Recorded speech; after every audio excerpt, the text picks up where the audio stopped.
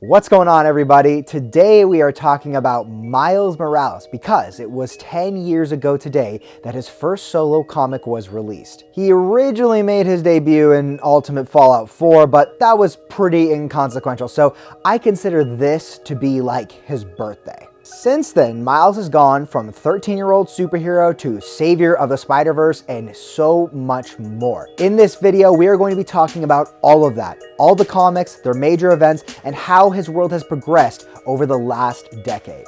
Let's start at the beginning. Miles was a young boy in Brooklyn. We first see Miles with his parents, Jefferson Davis and Rio Morales, where Miles wins a draw to get into the prestigious high school, the Brooklyn Visions Academy.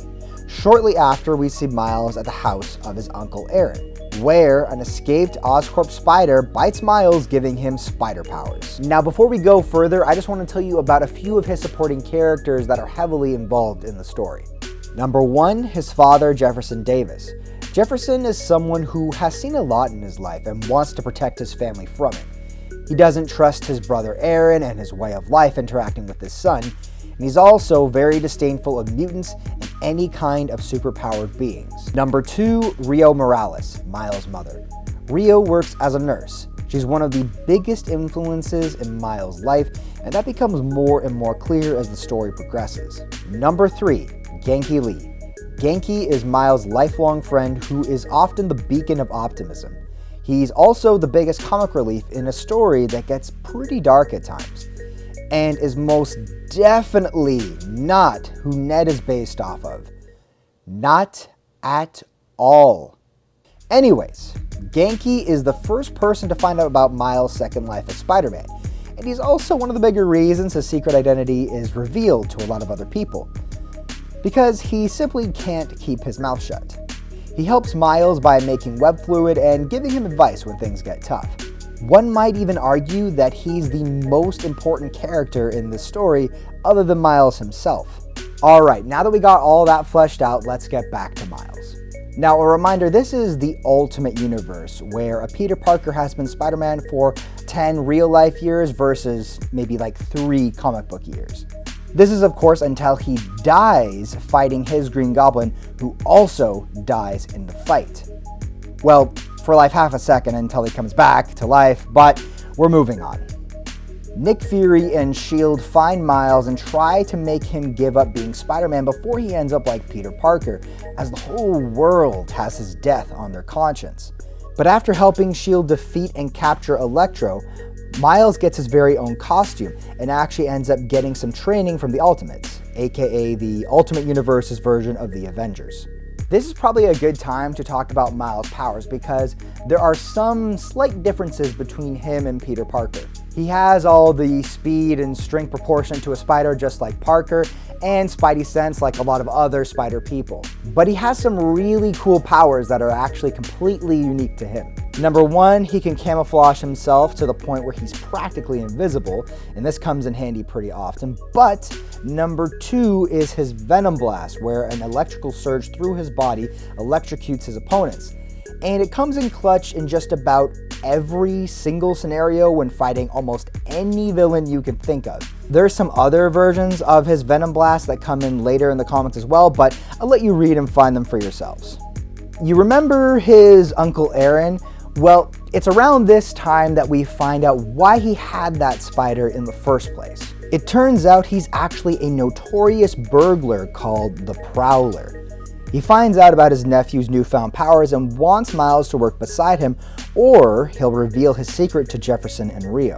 They end up taking out the Scorpion together, but Miles has had enough of this. The two get into a fight after Prowler pushes Spider-Man to his limits, but Miles, still not fully aware of his powers, ends up using his Venom Strike, overloading Prowler's gauntlets and accidentally killing his uncle in the process. Spider-Man is pictured at the scene, which intensifies Jeff's hatred of superhumans, but it doesn't end there. In between that though, Miles would team up with Peter Parker of Earth 616, the main Peter Parker if you're not familiar. He would learn a bit about being a hero and a bit about the multiverse, which becomes very relevant later, but for now, we get back to the main storyline. Shortly after the death of his uncle comes something even worse. After being tracked down by the Venom symbiote, Miles and Venom face off in the hospital where his mom works, In the middle of the battle, the police fire shots at Venom, and Rio is killed.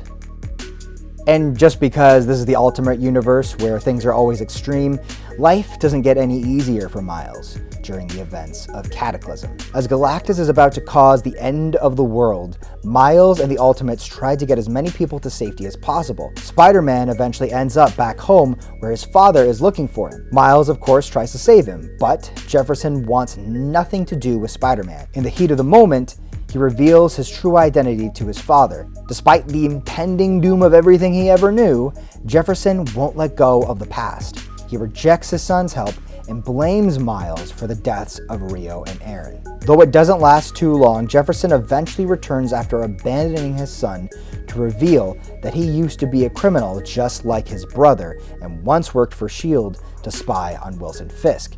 He would actually end up working for S.H.I.E.L.D. again in return for some favors. There's a very good, very important series called Spider-Verse where Miles, the original Peter Parker Spider-Man, and a bunch of other Spider people are involved. Now, Miles is kind of a background character to this for the most part, but his general lack of involvement in crossover series pretty much comes to an end with this one. And it's also really important to the sequel where Miles is actually kind of a lead character in all of it.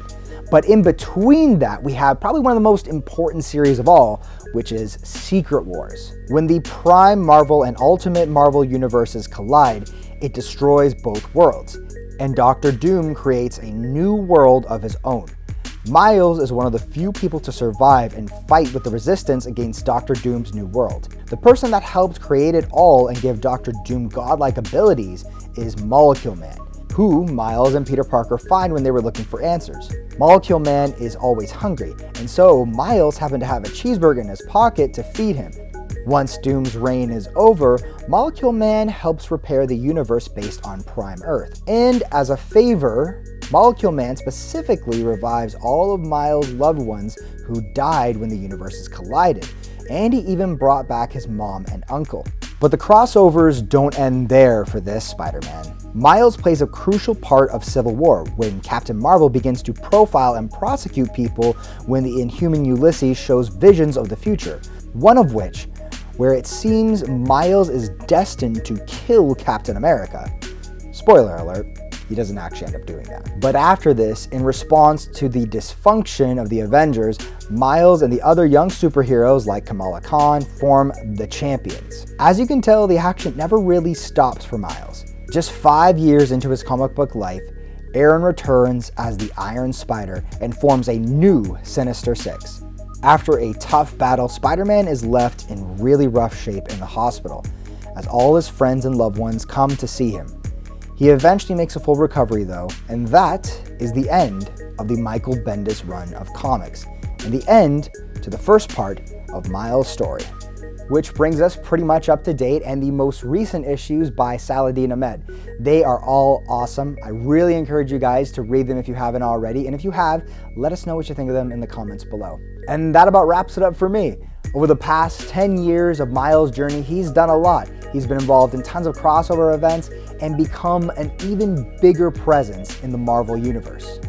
I hope this video helped you to catch up on all the stories and Miles' character progression to date. As always, please like and share this video and subscribe to Lingo News. We're gonna have one more video in this series of Miles Morales, so stay tuned for that and make sure to hit that bell so you know when it's out.